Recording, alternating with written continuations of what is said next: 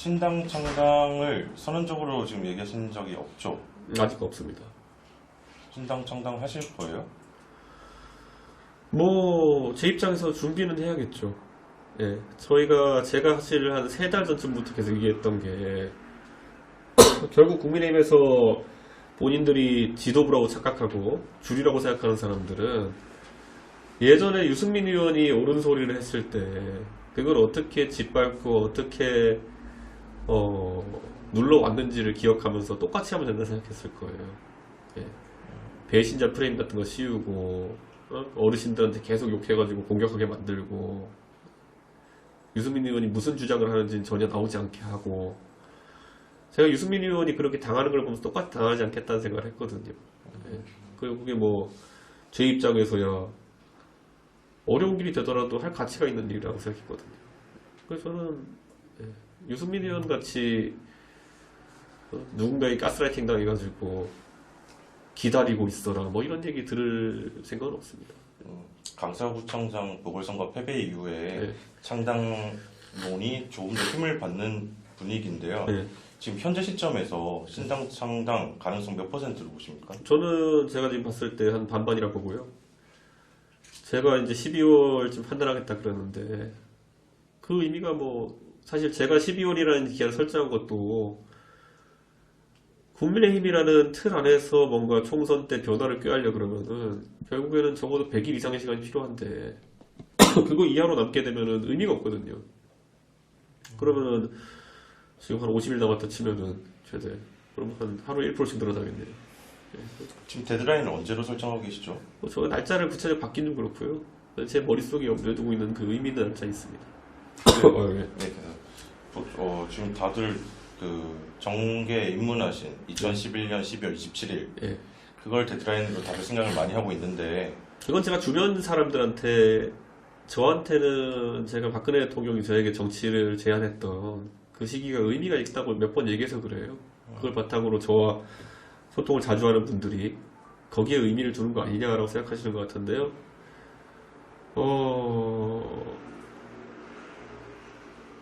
제가 이제 정치를 한 지 12년째가 됐어요, 이제. 그래서 띠가 한 바퀴 돌았다고 할 수 있는데, 의미가 있다고 봐야겠죠. 예. 12월 27일을 유의미하게 보고 계신 건 맞죠? 그거는 꼭 이런 창당이랑 결부되지 않고도, 저도 12년간의 정치 한 바퀴 띠 도는 것에 대해 가지고 고민해보는 시기라죠. 지금 신당을 창당한다. 목적은 뭐라고 국민들께 설명하실 거예요? 저는 이런 생각을 해요. 결국에는 형식적으로는 많은 사람들이 뭐 다원주의 얘기하지만은 제가 최근에 가장 충격이었던 건 어떤 언론사 사설에서도 대통령을 욕할 거면은 당을 나가서 해라라는 사설이 주요 일간지 사설로 실렸어요. 저는 굉장히 그 회사 입장에서 부끄러운 사설이었다 생각하고요. 예, 저는 그게 그렇다면은 소위 지식인들 사회까지 그런 정도의 관점이 생기고 있다는 것은 대한민국에 굉장히 위험한 상황이다. 라는 생각을 해요. 결국에는 정당이 2개밖에 없으려고 한다면은 그 정당 안에서는 다양한 스펙트럼을 보유해야 되는 거거든요. 지금까지 결국에는 뭐 내부 총질 얘기도 그렇고 사실 그 자체가 형용 모순이었어요. 왜냐면 당대표가 당을 대표하는 사람인데 당을 대표하는 사람이 당의 내부 총질하는 방법은 없거든요. 그게 이상한 거예요. 전당대회를 통해 뽑힌 당대표가 하는 게 정론이고 거기에 대해서 반대하는 얘기가 내부 총질이 돼야 되는데 당대표가 윤핵관이라는 당내 사조직에 대해 가지고 그렇게 하지 말아라고 이제 그럼 그게 내부 총질이 되는 겁니다. 그 형용 모순부터가 저는 굉장히 이상했다는 생각이 들어요. 그래서 저는 그리고 그 사람들이 우리가 보수요라고 찬치간다는 거죠. 저는 그게 굉장히 문제의식이 생겼고 저는 다양한 목소리라는 취지에서 생각해보고 싶어요. 예전에 제가 옛날에 포털 사이트 중에 다음이라는 곳이 있었죠. 다음이라는 곳이 사명을 왜 다음으로 지었나를 한번 들은 적이 있는데 다음이라는 게 우리가 선뜻 들으면은 넥스트란 뜻이 있겠죠. 한쪽으로는 마늘 따자에 소리 음자를 쓰면은 다양한 소리를 듣는다 라는 얘기가 될 수 있겠고 인터넷은 미래지만은 포털이라는 개념은 여러 가지 소리가 어울리는 공간이라고 생각해서 야 끝내주는 이름이다 이런 생각했던 적이 있거든요. 저는 그런 다음의 정치 문화를 만들고 싶다는 생각이 들어요. 예, 그게 미래의 정치 문화이기도 했으면 좋겠고 다양한 목소리를 담아내는 그런 정치 공간을 만들고 싶다. 그런데 그 다양한 목소리가 담기는 정치 공간이라는 것은 굉장히 어려운 시도입니다. 예, 개개인의 욕망을 통제해야 될 수도 있고요. 언젠간 갈등이 생기면 갈등을 어떻게 해결할 것인지에 대한 내부적인 룰도 있어야 될 거고요. 근데 그게 된다면 굉장히 재밌는 정치 시도가 될 겁니다. 말씀하신 걸 들어보니까 신당 창당에 상당히 무게감을 두고 계시는 상황 같은데요. 이 모든 거요, 제 새로운 얘기 아니에요. 제가 당대표 됐을 때 제가 취임 연설할 때 했던 말들 이제는 기억 안 나시는 분도 있겠지만은 비빔밥이나 샐러드볼을 갈아버리지 않아야 된다. 예, 하나의 의견으로 갈아버리면은 비빔밥을 갈아버리면 먹지 못하는 음식이 됩니다. 샐러드 갈아버리면 그냥 녹즙이거든요. 그냥 이상한 청록색의 녹즙이 돼버리는 거거든요. 그 식감과 그리고 그 각각의 향취를 섞어서 느끼는 음식의 맛이 있을 텐데 국민의힘도 그렇고 민주당도 그렇고 갈았어요. 그것이 비빔밥이든 아니면은 샐러드든지 간에 그 죽과 녹즙을 강제 섭취하도록 만드는 이런 상황이거든요. 전 최악이라고 봅니다. 정권 교체에 성공한 집권 여당의 초대 대표셨잖아요. 네. 국민의힘에 대한 애정이 지금 남아 계신가요? 저는요, 지금 국민의힘의 모든 과오는 국민의힘의 당이라는 그 실체보다는 좀 정신 나간 사람들이 지금 자기가 리더십이라고 착각하고 있는 것 때문에 비롯된다. 저는 대통령이 당을 장악하기 위해서 1년 반 동안 했던 많은 일들을 국민들이 지켜봤고, 더 웃긴 건 거기에 저항을 하지 못하는 당내 의원들, 때로는 그 시도에 부역해가지고 다른 사람을 연판장으로 때리는 모습. 여기서 그 원래 예전에 보면 통진당 해산할 때 헌법재판소가 정당은 민주적으로 운영돼야 되는 것이고 그리고 반국가적이 맞는다고 했었는데 적어도 저는 지금 정당이 민주적으로 운영된다고 생각하는 사람은 없을 것 같아요. 그렇기 때문에 운영에 있어서 상당한 문제가 있다. 저는 이런 생각을 합니다. 지금 인유한 혁신위원장이 지금 혁신위 활동을 하고 있잖아요. 그 국민의힘을 좀 고쳐서 쓸 수 있다 이런 생각은 안 드세요? 인유한 혁신위원장이 그냥 본인의 건드릴 수 없는 것을 설정해놓고 움직이는 한 크게 국민들이 반응하진 않을 거다. 강서 보궐선거에서 나타난 민심을 제가 봐야 된다고 인유한 위원장한테 얘기했는데 공개적으로도 얘기하고 직접 봤을 때는 영어로도 한번 얘기하고 했는데 그거 외면하잖아요. 네. 강서 보궐 지금 여당이 대처하는 방식을 보면은 인요한 위원장을 내세워가지고 당내에 다른 의견을 가지고 있는 사람들은 만나가지고 의견을 듣는 척하지만 예를 들어서 유승민 의원 같이 그분이 얼마나 냉철하게 얘기하는 분입니까? 예. 그 사람의 얘기를 2시간 동안 듣고 한다는 말이 오 유승민 코리안 젠틀맨 이거밖에 없잖아요.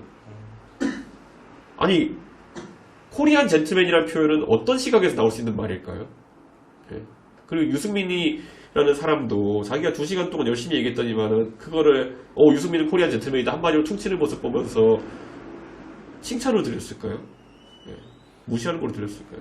혁신위가 핵심을 회피하고 있다 이 취지신 나중에 가서 유승민 의원에게 사람들이 궁금해가지고 도대체 어떤 말씀 하신 거냐 물었더니만은 대통령이 국정 기조를 바꿔야 된다.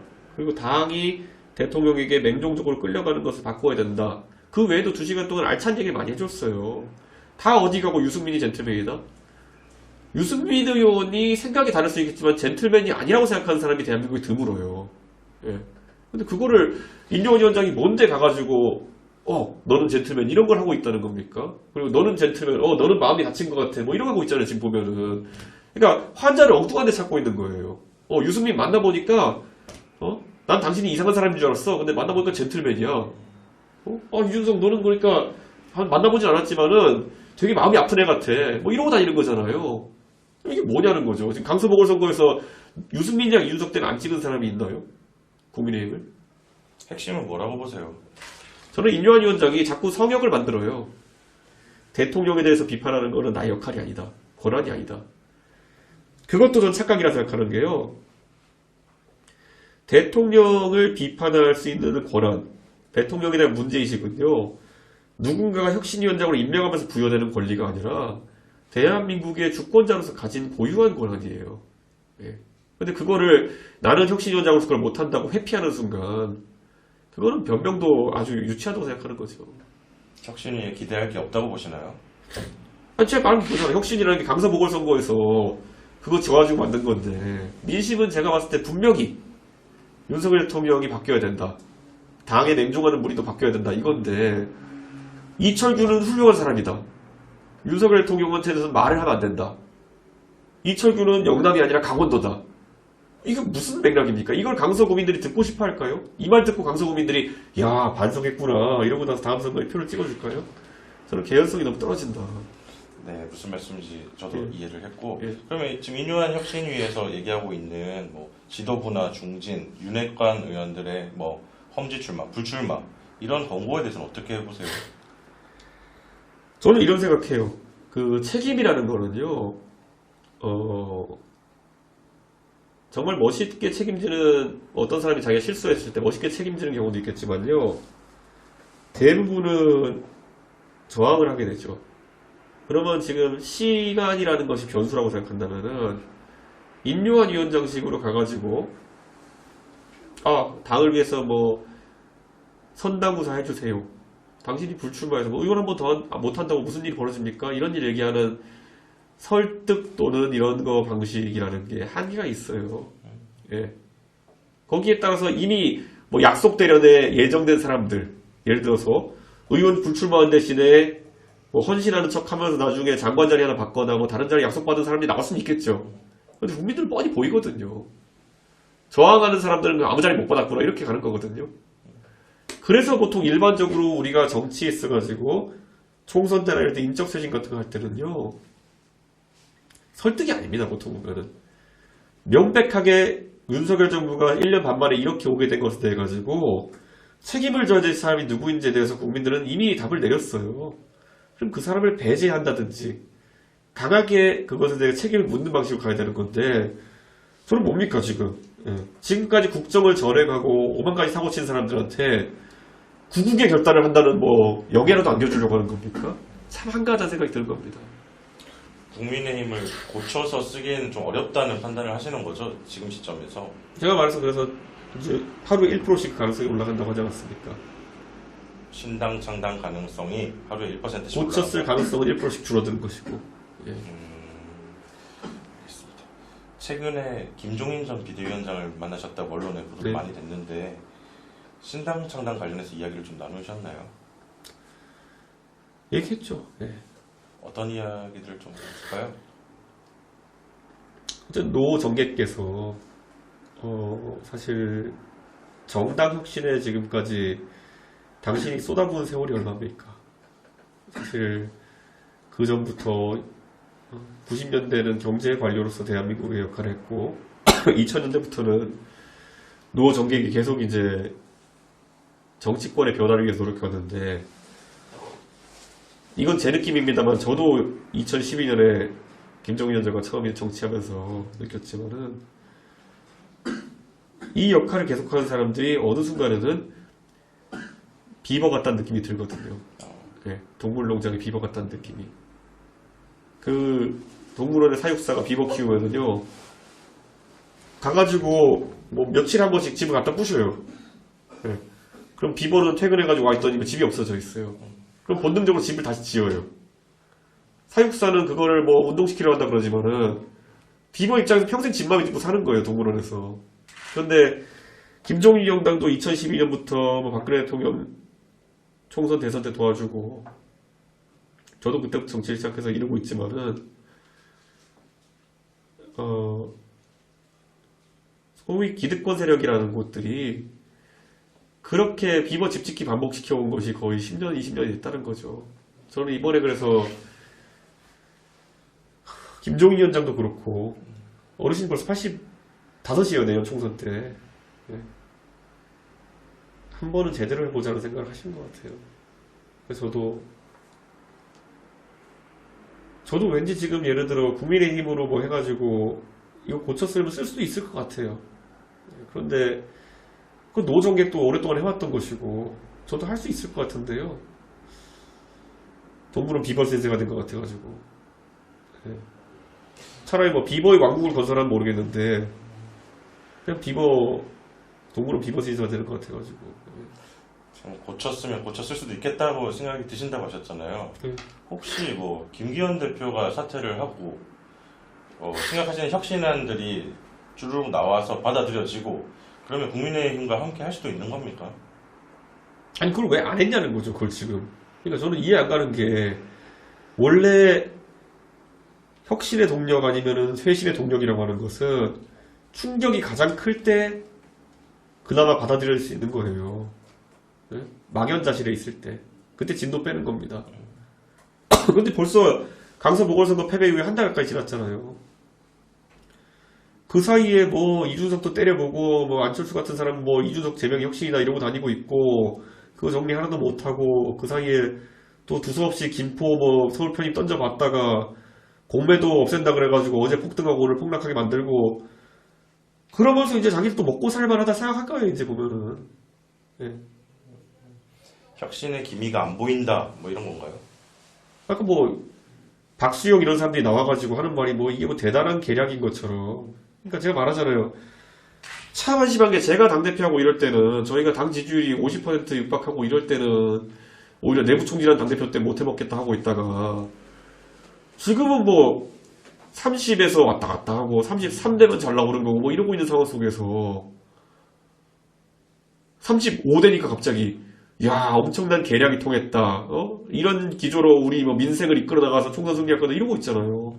제가 있을 때 50이었어요. 그러니까 뉴 노말에 따라서 자기들끼리 미쳐버린 거예요. 지지율 30%를 어떻게 총선을 이길 수 있겠냐는 간단한 물음에 대해서 착각하고 있기 때문에 강서 보궐선거로 실제 보여준 거예요 국민들이. 근데 자기들끼리 탁상공을 하면서 지난주에 30이었는데 33이 됐어. 이길 수 있어. 혼자 이러고 있는 거예요. 그러니까 이거는 비버 집짓기도 아니고요. 약간 바보들의 향연같이 돼가고 있는 것 같아요. 왜 그렇게 됐어요? 전혀 감이 없는 거죠. 그러니까 제가 매번 지적하지만은 아니 박수영 의원 수원에 31% 받고 도망가서 부산에 국회의원 한 분 아닙니까? 그분 관점에서는 당 지지율 33이 무슨 의미인지 감이 안 잡히는 거죠. 그래도 부산은 될 수도 있으니까. 본인이 수원에서 31% 구르던 잠깐의 시절을 기억 못하죠. 네. 나는 이미 남쪽 나라의 사람이라고 생각하는 거죠. 따뜻한. 네.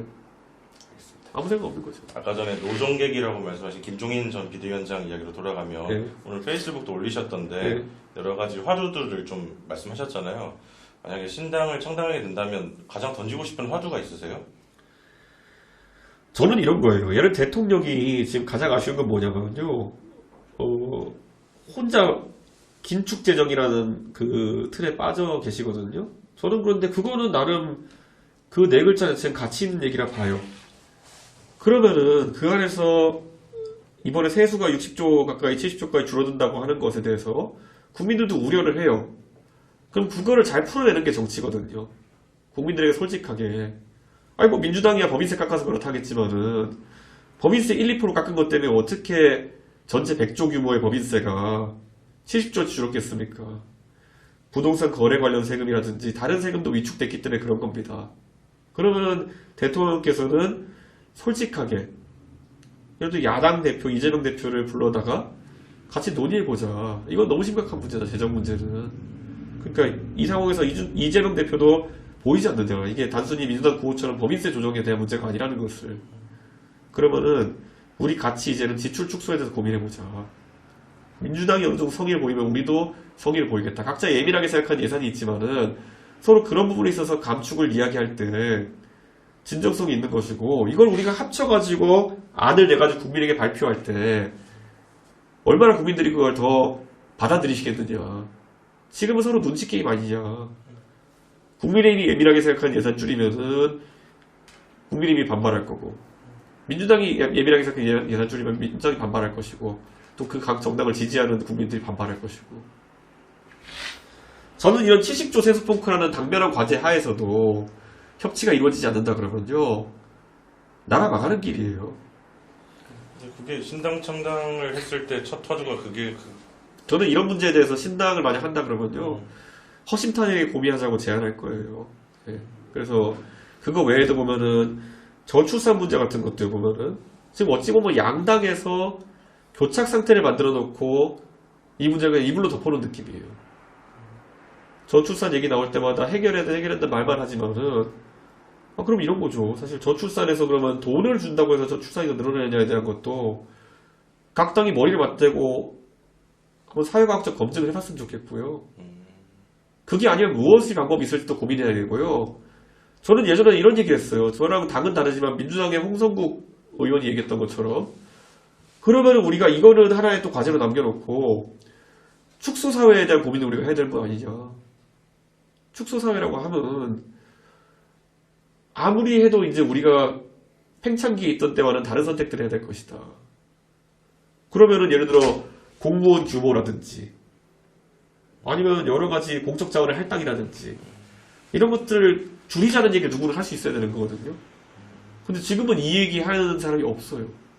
그러면 제가 그렇게 이해하면 될까요? 이를테면 우리 사회에 고질적인 문제들이 있는데 지금 정치권이 덮어놓고 해결하려는 지금 모습을 보이지 않는 상태고, 만약에 신당을 만들면 이 덮어놓은 걸 다 까발려서 네. 해결해 나가겠다? 그리고 이 신당이 저는 만약에 된다면은 했으면 좋겠는 게, 각자 토론의 룰이나 법칙이나 이런 걸 바탕으로 해가지고 소통할 수 있는 사람들끼리 했으면 좋겠다.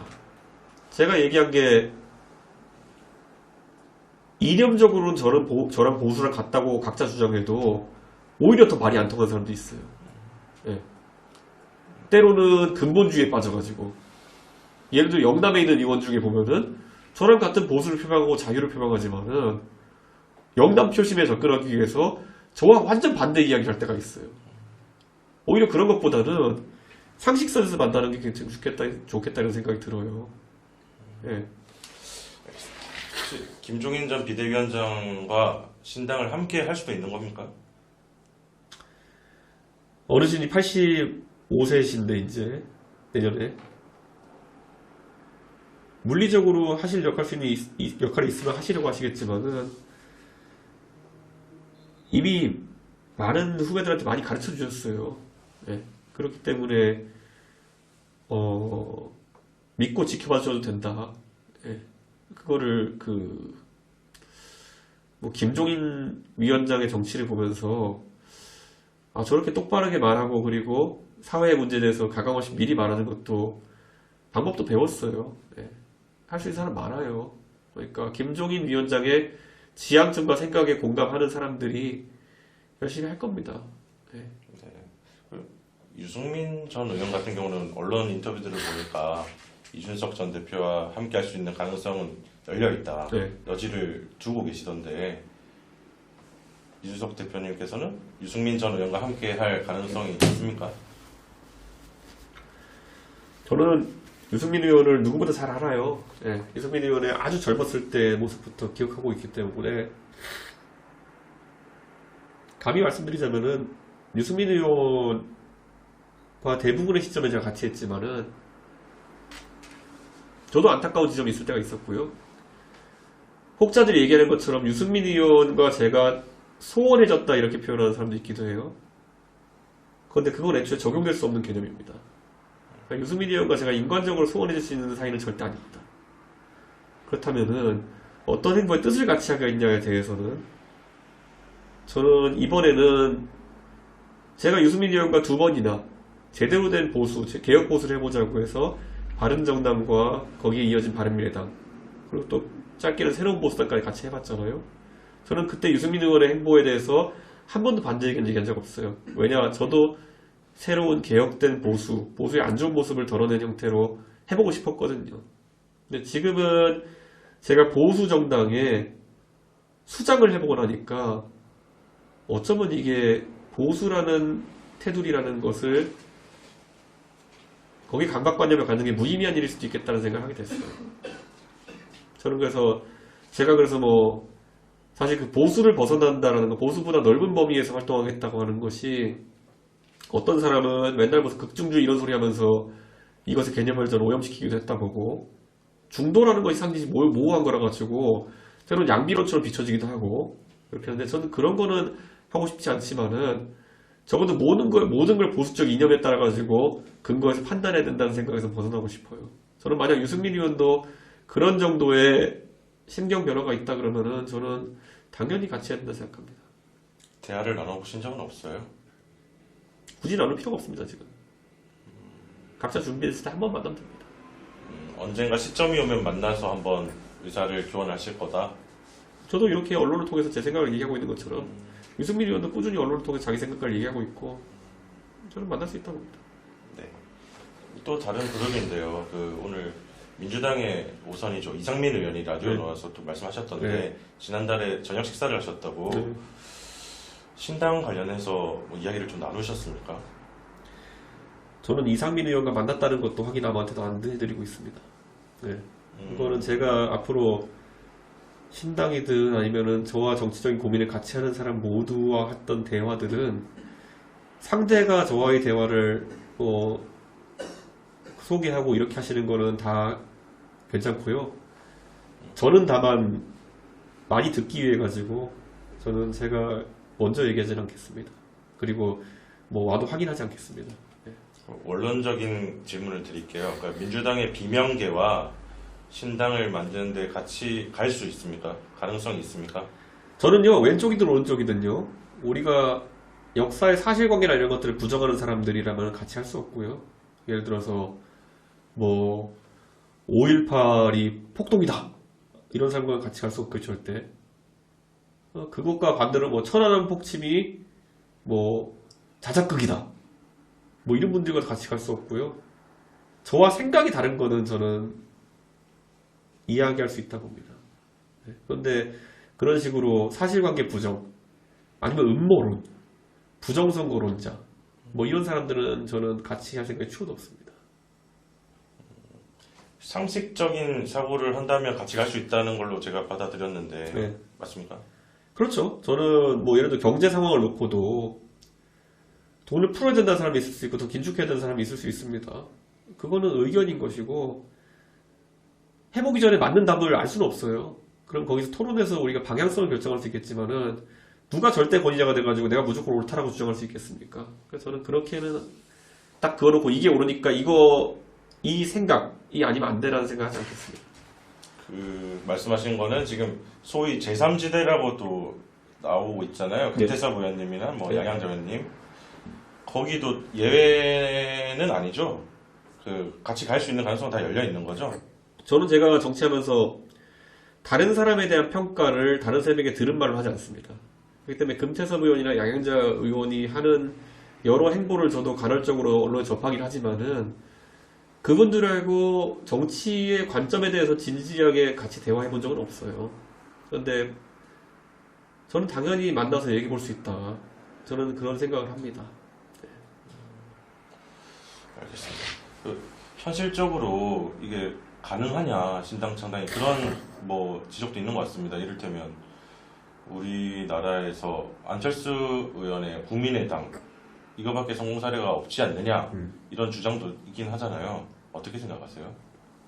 저는 이런 생각해요. 성공 사례가 없다라고 하는 것이 새로운 도전의 장애가 되지 않는다라는 생각을 하고요. 그래서 저는 더 진정성이 있다고 봅니다. 뭐냐면은 제가 이렇게 얘기를 했죠. 옳다고 생각하는 일이라면 성공할 수도 있고, 옳다고 생각하는 일에 실패할 수도 있고, 그런 일을 하다 성공할 수도 있고, 그런 일을 하다 실패할 수도 있고. 저는 여기서 판단의 기준이 성공할 것이냐 실패할 것이냐 보다는 옳냐 그르냐를 항상 가져갈 거다. 저는 그런 생각하고, 적어도 지금 시점에서의 제 판단은 결국에는 올곧은 정치하는 게 옳다라는 생각을 하고 있어요. 지금 상황에서 이런 생각이 들어요. 선거 이기고 지는 거에 대해 가지고 어떤 사람은 저에게 네가 국회의원 한번 되는 게 되게 중요하지 않겠냐라는 얘기를 해요. 중요할 수 있겠죠. 저도 원내에서 해보고 싶은 것들이 있고 하겠죠. 그런데 오히려 그건 기다릴 수 있어요. 예. 이번에 잘 되면 좋고 아니어도 기다릴 수 있어요. 하지만 지금 대한민국의 문제는 기다릴 수 없을 것 같거든요. 예. 그러니까 적어도 아까 제가 모 언론사 사설에서 나왔다는 것처럼 대통령을 비판할 거면 나가서 해라. 이런 정도의 말이 언론사 사설에 나올 정도면요. 기본적인 상식과 민주주의의 위기가 왔다는 생각이 듭니다. 저는. 예. 그래서 저는 그거는 심각하다 느껴요. 예. 현실적인 얘기 좀 더 예. 여쭤볼게요. 그러니까 신당 창당했을 때 네. 혹시 목표하시는 바가 있으세요? 뭐 의석수라든지 네. 어느 정도 영향력이라든지 다 좀 따져보고 계신가 싶어서요. 신당을 한다 그러면요. 목표는 간단합니다. 모든 표 하나하나는 의미가 있습니다. 그 뭐냐면은 뭐 10만 표를 받으면 10만 표대로 의미가 있는 것이고 100만 표 받으면 100만 표대로 의미가 있는 것이고 1000만 표 받으면은 이미 수권 정당인 것이고 다 의미가 있어요. 그래서 저는 그 의미를 목표를 두는 것보다는 하나라도 더 받는 방향으로 하겠다라는 생각이고 그 와중에 제가 개인적인 의미를 찾는 방향으로 도전을 할 거예요. 뭐냐면은 대한민국의 갈등 상황이 무수히 많이 노정돼 있고 일부는 지역 정치에 있어 문제된 지점도 지적되고 있고 당내 문화에 대해서 지적되는 것이 있고 뭐 그런 것들에 대해서 저는 제 의미를 찾는 게 중요하다고 봅니다. 노원병에 나가서 제가 지금도 좀 노원병에 나가서 제가 국회의원 하고 싶은 생각이 제일 우선이고 굴뚝 같은 마음이에요. 예, 근데 그거는 제 개인적으로 제가 항상 꿈꿔왔던 제 개인적인 이상. 서울시 노원구 상계동에서 어릴 때 자라가지고 공부 하나 잘했던 녀석이 정치판에 들어와서 아니면 나라 돈으로 유학도 갔다 오고 정치판에 들어와가지고 당대표도 하고 더 많은 걸 바꿀 수 있다고 한다면은 그거야말로 기회의 사다리가 아니겠냐. 그건 제 욕심이에요. 그거는. 예. 그래서 제가 만약에 나중에 상계동에서 국회의원하고 나중에 상계동 아이들한테 봐라 니네도 공부만 열심히 하면은 상계동을 대표해가지고 나라를 위해 일할 수 있어 라는 말을 하는 게 의미가 있기 때문에 제가 거기에 달려들었던 거거든요. 근데 그것보다 더 큰 의미가 있는 다른 일이 있으면 그걸 할 수도 있죠. 네. 뭐 한 표라도 더 얻는데 목표를 두겠다 네. 이 말씀이신 거죠. 네. 근데 지금까지 쭉 말씀하셨던 거 있잖아요. 뭐 이 민주주의 위기라든지 우리 사회의 현재 네. 이 문제들을 해결하기 위해서는 현실적으로 어느 정도 의석수를 확보하는 게 중요하지 않을까요? 그렇죠. 근데 지금 의석수를 어느 정도 확보한 정당들이 아무것도 해결 못했잖아요. 네. 저는 그게 더 심각하다. 그리고 의석수라고 우리가 표면적으로 이해하고 있지만은 이번엔 전부 다 양당 모두 꼬나는 보릿자루들이었어요. 저는 이거는 심각하다. 예, 지금 의원들이 보여준 모습이라는 것이 각자 그런 전문성도 있고 관심 있는 공내 문제들도 있을 텐데 그걸 건드리기보다는 21대 때 국민의힘 의원들이 신문에 났던 거 기억해보면 초선 의원들은 연판장 쓰고 누구 죽이러 간다고 이렇게 계속 기사 났던 거 외에는 기억나는 게 별로 없어요. 예. 어디 지지선언하고 여당의 그 당시에 최고위원이라는 사람은 당대표한테 소리 지르면서 당신 말은 듣지 않겠다 이런 소리 나고 앉아있고 부끄럽잖아요. 그게. 예. 그러니까 저는 덩어리가 있다고 해서 있으면 힘이 되는데요. 그 힘을 꼭 제대로 쓰는 것도 아니더라고요. 예. 오히려 눈살 찌푸릴 일만 일어나지. 안타까워요. 신당을 만드시겠네요. 혹시 신당 이름 생각하신 거 있으세요? 신당을 하면서 이런 컨셉이었으면 좋겠다 생각한 적은 있지만은 이름은 제가 독단적으로 결정할 수 있는 것도 아니고요. 제안을 할 수 있는 것들은 있겠죠. 나중에 같이 하게 되는 사람들이 있으면은. 근데 지금 단계에서 저는 떠오르는 이름들은 있는데 네, 그걸 제가 뭐 미리 선거로 갈 이유는 없다고 생각합니다. 어떤 컨셉이신데요?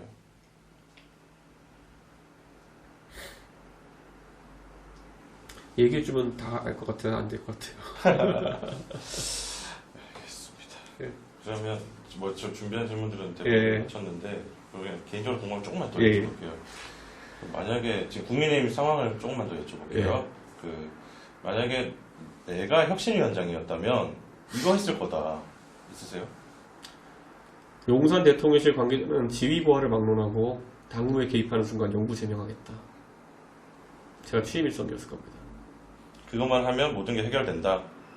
그거 하면 발작하는 사람도 있을 테고요. 그 사람들 때려잡았습니다. 환자는 딴 데 찾는 게 아니라 어찌 보면 당연한 말이거든요. 당정 분리가 확실하고 용산 대통령실은 어떤 경우에도 당무에 개입하면 안 된다.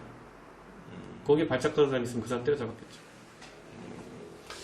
그 핵심을 회피하고 있기 때문에 인유한 혁신위에 기대가 없다는 말씀이신 거죠.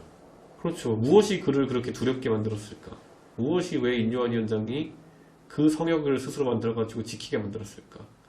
그리고 대통령을 지키는 성역은 이해하는데 살다 저는 이철규 의원을 지키겠다 나선 사람은 처음 봤어요. 그게 지키겠다는 발언인가요, 이게? 이철규 의원이 사무총장을 그만두고 십몇칠 만에 다시 이제 인재영입 위원장이라는 총선 앞두고 상당한 의미를 가진 직책에 들어왔을 때 그게 혁신적인 생각인가 아니면 반혁신적인 생각인가에 대해서는 혁신위원장이 지금 언론의 주목을 받는 사람으로서 답을 제대로 할 의무가 있었어요. 그런데 거기다 놓고 이철규는 괜찮은 사람이다. 영남이 아니라 강원도기 때문에 괜찮지 않느냐. 이거는 위트와 유머라 보기에는 너무나도 아니라 현실직입니다. 그럼 인유한 위원장을 직접 만나서 좀 얘기를 하시는 게 낫지 않아요? 아까 얘기했잖아요. 코리안 젠틀맨 같은 소리 하고 있는데 만나서 뭐 하냐는 거죠. 저보다 유승민 의원이 훨씬 피와 살이 된 얘기 많이 했을 텐데 하나도 반영하지 않고 실천하지 않잖아요. 네. 저 만나고 나서 평가하겠죠. 또 이제 만나보니까 마음이 그렇게 다치지 않은 것 같아. 뭐 이런 거 하겠죠. 공개적으로 만나보면 어떠세요? 아니 저는 그분한테 그때 제가 말했던 게 뭐냐면요. 아니, 당신은 제가 생각했을 때 전제 조건을 뭐 하고 오신 게 아니기 때문에 그 마린잭슨 대통령에 대한 진정성 있는 쓴소리라는 걸 하고 하실 것도 같지도 않고 하지도 않았기 때문에 전 드릴 말씀이 없습니다 그랬거든요. 아니 뭐 이를테면 만나서 뭐 여기에 왜 인유한 위원장이 와서 저희도 뭐 있다 예를 들면 네. 그렇게 해서 대화 나누신 건 의미가 있지 않나요? 저는 혁신위원장이 누구 만나러 찾아다닌다는 것도 솔직히 별로 의미는 없다고 생각해요. 네. 혁신이라는 거는요. 보통 혁신위원회가 등장한다는 건 그만한 위기 상황이 존재한다는 얘기고요. 그럼 그 위기 상황이라는 거는 신문 기사만 읽어봐도 어디가 문제인지를 알 수 있어요. 네. 몰라서 사람 만나러 다니는 게 아니잖아요. 본인의 역할이라고 하는 것이 오히려 정무적인 역할이라 생각하시는 것 같은데 그래서 더더욱 만날 필요가 없죠. 강서구청장 보궐선거 그 격차를 좀 맞추셨잖아요. 네. 내년 총선은 어떻게 전망하세요? 지금 시점에서? 강서구청장 보궐선거의 의미는 굉장히 중요한 것이 물론 김태우 후보 이번에 출마에 대해 가지고 본질적으로 자격에 대해서 의심하는 분도 있고 그리고 부적절한 그 공천이었다 생각하는 분도 있기 때문에 일상적인 선거보다는 조금 불리하게 작용했겠지만은 17% 18%를 합리화해주지 못하거든요 그게. 그러면 저는 그 의미를 파악했어야 된다 봐요. 네. 그리고 다음 총선에서는 이게 있어요. 강서 보궐선거는 한 군데서만 치러진 구청장 선거이기 때문에 우리가 보통 투표를 나누면 본투표, 사전투표, 관내사전투표, 관외사전투표가 있거든요.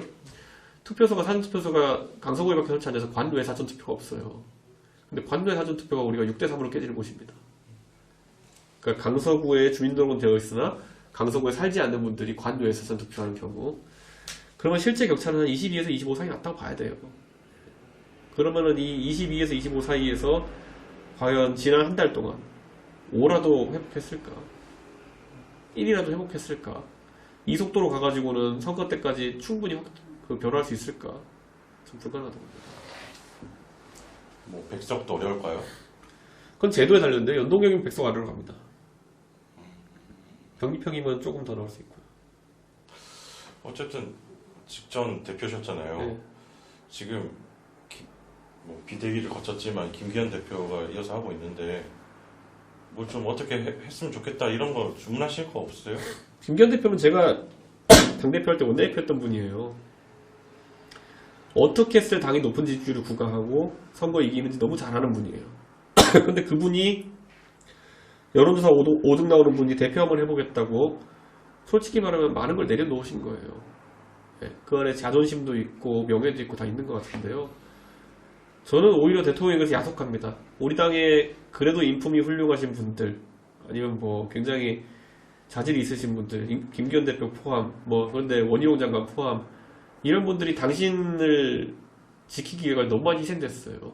네, 당신의 실정을 당신께서 하신 그런 어떤 실정을 커버치기 위해 가지고 너무 많이 망가졌어요. 저는 그래서 안타깝습니다. 좀. 김기현 대표가 내려놔야 된다는 지시인가요? 그렇다기보다는 뭐 내려놓으면 뭐 내려놓는 건데 굉장히 지금 안 좋은 결과로 가고 있는 것 같다. 김기현 대표 입장에서는 그런 생각이 납니다. 어떻게 해야 된다고 생각하세요?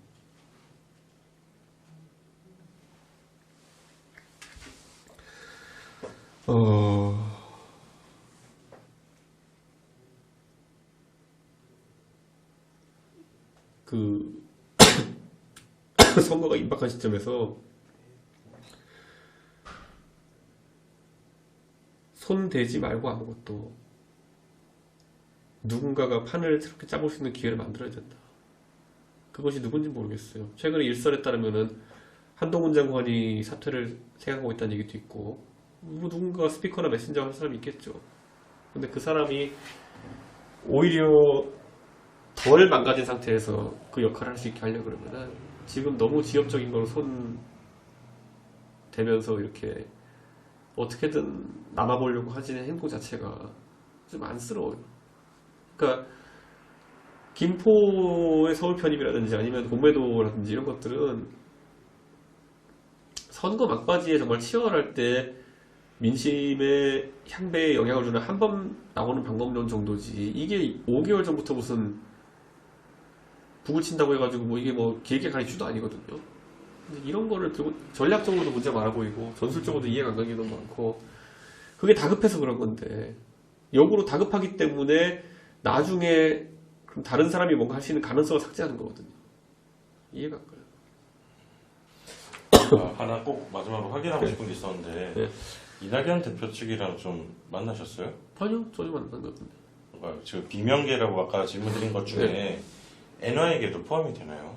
저는 배제할 이유 없다고 보고요. 근데 저는 누구하고 만나고 누구와 얘기했는지 전혀 앞으로 얘기 안 드릴 거라 했던 것처럼 뭐든 확인해 드릴 수가 없습니다. 일단 안 만나셨다는 거네요. 저는 만나도 확인 안 해줄 겁니다. 네. 알겠습니다. 지금 현재 신당 그룹들이 있잖아요. 예. 김태섭 예. 전 의원이랄지 양양자 예. 그쪽과는 좀 관계 설정을 어떻게 하실 겁니까? 고민해 본 적은 없고요. 금태섭 의원이나 양양자 의원 개인에 대한 이해도 아직 부족한 상황이기 때문에 그분들에 대해서 뭐 전원이야 많이 들었지만은 허심탄회한 얘기를 하기 전까지는 저는 다른 논의는 하기 힘들다. 이런 생각입니다. 대표님 말씀하신 국민의힘에 대한 실망감 뭐 이런 부분들은 이제 이해하고 공감하는 사람이 네. 있을 것 같은데 네.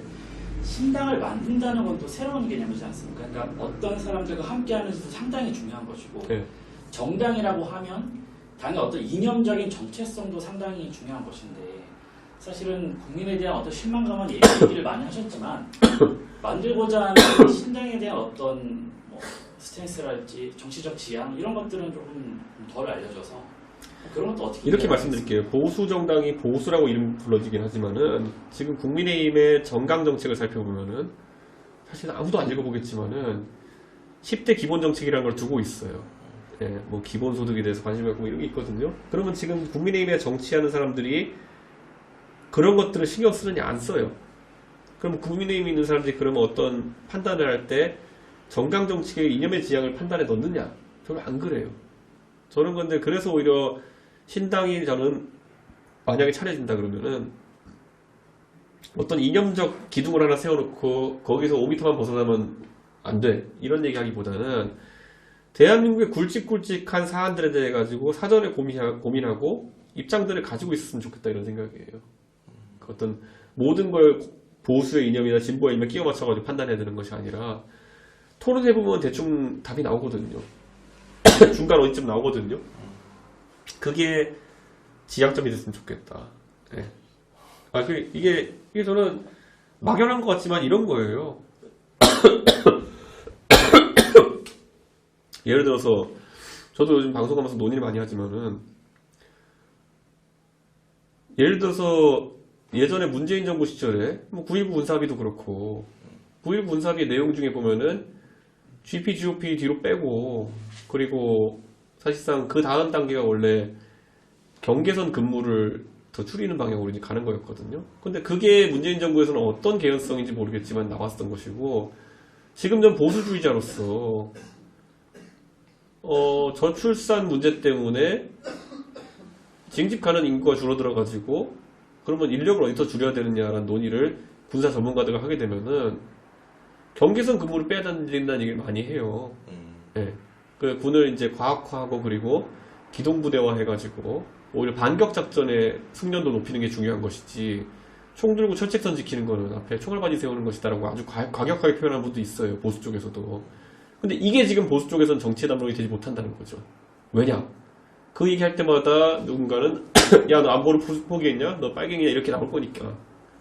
저는 그런 두려움에서 벗어나가지고 이야기할 수 있어야 되는 거죠. 공교롭게도 9.19 합의라는 것이 문재인 정부 시절과 연계돼 있다 보니까 9.19 합의에 있는 내용을 조금만 얘기해도 너는 민주당 가버려라 이런 식으로 소리가 나오거든요. 근데 그 안에서도 합리적인 내용을 찾아가지고 대한민국에 도움되는 정책을 만들어서 그게 당의 의견이 돼야 되는 거예요. 휴전선 경계를 하고 말고가 보수적인 이념과 관계가 있나요? 저는 그런 생각해요. 지금 제일 보수적인 국가들도 그렇게 병력을 세워두는 국가는 없을 거예요. 제가 듣기로는 우리의 휴전선과 인도 파키스탄 국경 정도라고 하는데, 예. 뭐 그런 것들 왜 화두에 안 올라오는가? 저는 그런 생각을 합니다. 말씀을 하나 더 여쭤보면 지금 어쨌든 지금 현 시점에서 창당 가능성 50%라고 하셨고 하루에 1%씩 늘어난다고 치면 딱 100% 채워지는 시점이 12월 27일쯤 12월 말쯤 될 것이고 그러면 사실 총선이 4월 10일인데 네. 12월 말에 결단을 내려서 발표를 하시고 1월 그 이듬해 바로 네. 준비하시면 물리적으로 이게 가능합니까? 가능하죠. 네, 가능하죠. 그러니까 지금 창당 가능성이 있어서 현실적으로 정치 세력으로서의 지형을 잡을 수 있느냐가 하나 문제일 테고 두 번째는 물리적인 창당 프로세스를 할 수 있느냐에 대한 부분일 텐데 두 번째는 아무도 걱정 안 한다고 생각합니다. 그럼 첫째적으로 국민의 공감을 할 수 있는 지형과 그리고 맨파워 이런 것들을 갖추냐의 그런 내용적인 문제가 중요한 거지. 뭐 사실 저는 그 물리적인 준비 같은 경우에는 지금 단계에서는 저는 그렇게 두려워하지 않습니다. 프로코 안 쓰고도 할 자신 있습니다. 아까 말씀하셨던 정치 지형이라든지 맨파워 이거는 지금도 준비를 하셔야 되는 문제잖아요. 그렇죠. 50일 정도 기다릴 수는 없잖아요. 네. 준비를 하고 계신가요 지금? 그래서 사람 만나느라고 정신없는 겁니다. 정치 지형이라 하면 네. 그냥 말씀하셨다 보니까 뭐 과거에 뭐 저도 학교 다닐 때 뭐 운동권 비권 있었는데 생활 밀착형 뭐 학생회가 뭐 잡고 그랬던 게 기억이 나는데 네. 그런 거 생활 밀착형 정당 이런 거 생각하시나요? 저는 뭐 민생 이렇게 갈 생각은 별로 없어요. 아까 말했던 것처럼 외교 안보라 할지라도 그리고 민생이라 할지라도 경제 문제라 할지라도 모든 영역에서 목소리를 내는 정당이 돼야 돼. 그게 수권 정당이지. 단일 이슈성 정당, 뭐 기본소득당 이렇게 되기는 좀 어렵다 봐요. 결국 기본소득당도 맨날 하는 게 윤석열 정부 비판으로 뜬 거잖아요.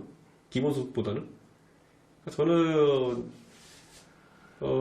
종합적인 정치를 하는 정당이 돼야 되는 것이지 정체성 정당, 예를 들어 젠더 이슈만 들고 있는 정당 같이 돼버린다든지 환경 이슈만 들고 있는 정당 이렇게 하는 거는 좀 아니다 이 생각해요.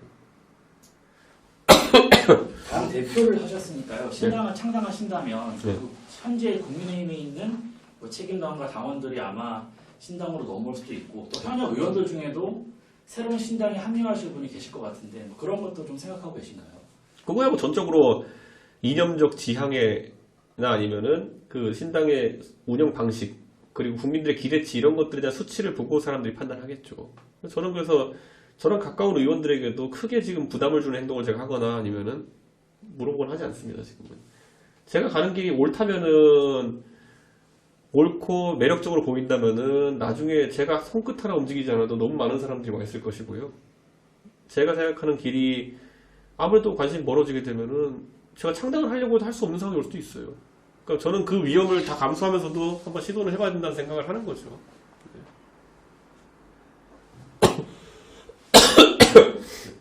참 지금 아마 그 인요한 혁신위원장이 김종인 전 비대위원장 네. 만나고 있을 것 같은데 좀 아무래도 네. 김 전 위원장께서 많은 말씀을 해주실 것 같은데 역시 뭐 기대는 안 하신다. 이번엔 뭐라고 할까요? 코리안 헐밋이라고 할 것 같은데.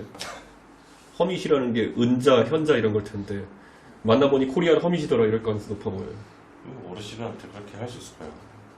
안 그러면 저는 이렇게 생각해요. 그러니까 아니 제가 이건 조소적으로 얘기한 거고 뭐 훌륭한 분이다 이런 얘기만 할 것 같은데 김종인 위원장이 하는 말을 전달하거나 아니면 본인이 국민들한테 소개할까요? 저는 안 할 거라 봅니다. 할 거면 왜 유승민한테 그랬어요? 코리안 젠틀맨. 예. 아마 이번에 실제로 유승민 전 대표한테 얘기를 들으신 게 있나요? 그러니까 그 두 분이 민유한 위원장과 밖에 인터뷰했어요. KBS에서인가? 아니, 그게 아니라 이제 대표님이랑 직접 유승민 전 위원 아니죠. 저는 그런 거 뭐 꼬치꼬치 물어볼 거 없고. 근데 저는 분명히 또 그런 사람 평가할 것 같아요. 왠지 만나봤더니 뭐라고 해야 될까? 한국의 어떤 사람이다. 또 이런 거 할 것 같아요. 네. 잘 보겠습니다. 저도 어떻게 나올지 약간 저희가 그러면 신당을 지금 정확한 상태를 어떻게 표현하는 게 팩트입니까 지금? 저는 신당 창당 가능성에 대비해서 미리 할 일이 있으면 하고 있다 이렇게 보면 될 것 같습니다. 가능성은 반반이다 현 시점에. 근데 앞으로 가능성이 100% 채워지면 신당 창당을 할 것이다. 그렇죠. 저는 지금 가능성이라는 게 뭐 실질적인 가능성은 저는 시간이라는 아주 간단한 변수만 놓고 있어요. 간 보는 게 아니기 때문에 시간 변수만 놓고 보는 겁니다. 그러면 지금 퍼센테이지가 내려갈 수도 있는 거네요. 아니죠. 시간 변수만 있으니까. 시간 변수만 있어. 남아있는 시간 변수만 있으니까.